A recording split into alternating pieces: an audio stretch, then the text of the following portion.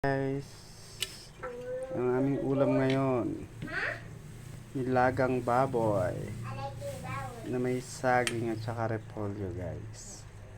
Yan po guys, so yan. So yummy guys, ang aming ulam ngayon. Thank you for watching guys. Ayan.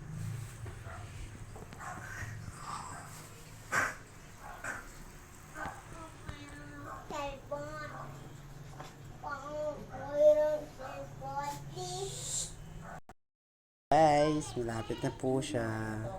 Niluluto lang natin yung saging. Takpan muna natin siya. Tapos lalagyan natin guys repolyo. Tsaka ito ang ating sausawan. Yan, patis. May kalamansi at saka sili.